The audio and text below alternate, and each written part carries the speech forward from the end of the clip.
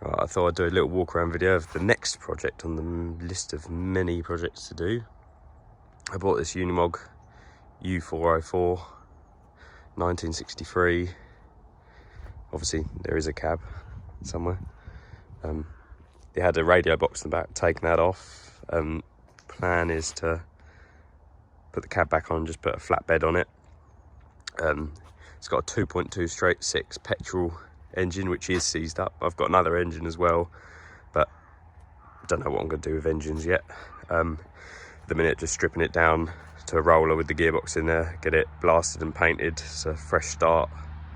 I think I'm going to put modern brakes on it because it was air over hydraulic.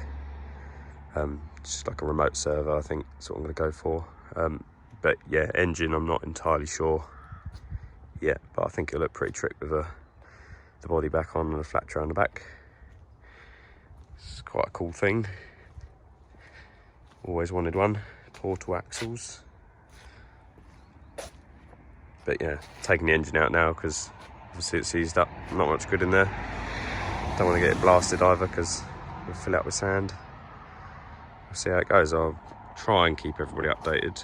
I'm pretty rubbish, but yeah, see how it goes.